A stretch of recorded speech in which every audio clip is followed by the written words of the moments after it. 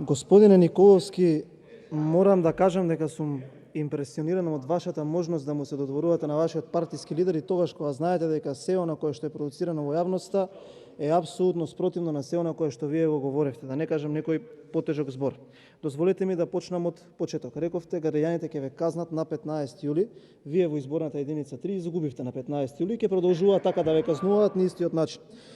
Една забелешка, премиерот нешто ви даде, тоа не го извадивте веројатно тука, не знам зашто, јас го очекував тоа што ќе ви го даде премиерот, веројатно за неговиот брат некоја одбрана да го кажете, но не го кажавте. Господине Николовски, нема Европска унија со 250.000 евра во кеш во хотел Парк на 2, тоест на 3 или на 4 септември во 9 саат навечер и нема Европска унија со повици на Вибер и со, би кажал, одредени препораки за нечие поведение или однесување од типот на се криеш, не си во планината, имам слики во кафич, дојди таму, ќе дојде тој и тој, да ја завршиме работата. Така нема Европска унија, да знаете. Вака се, поставив 3 прашања, се согласувам премиере дека е катастрофа. Катастрофа е да се бара рекет од 250.000 евра. Срамота е, така е. Поставив 3 прашања, вие не го спомнавте името на главниот рекетар во оваа држава. Еве, јас ќе го спомнам. Тоа е Вице Заев. Првото прашање кон вас беше дали ќе го повикате обвинителството да постапи да отвори истрага, да ги одземе мобилните телефони, да ја провери комуникацијата. Сам ќе се одговорам, не, нема да ги повикате, но дали ќе биде одземен телефонот и ќе биде отворена истрага? Да, и верувајте дека ќе биде одземен телефонот и ќе биде отворена истрага.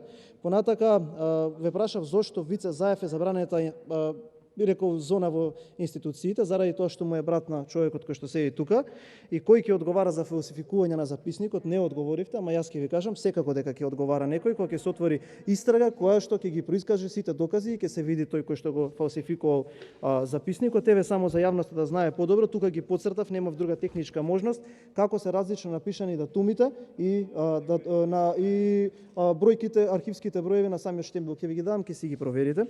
И понатака, господине Лјупчо Николовски, треба да знаете дека вашата партија е киднапирана од една тесна клика на луѓе кои што сериозно го оштетуваат угледот и на вашата партија и на Република Македонија.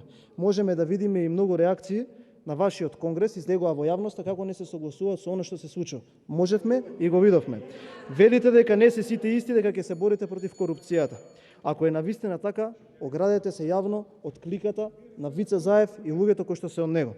Пријателски ви препорачувам да не го браните неодбранливото, бидејќи се што ќе кажете во обид, сега да му се додворите на вашиот председател, лидер, шеф, дон или така натака, за наредните 10-11 дена ќе биде демантирано со факти и со документи. Немојте додатно да си го штетувате угледот и така доволно направивте штета на себе си со вашиот исказ. Не сум задоволен од одговорот и немам дополнителни прашања.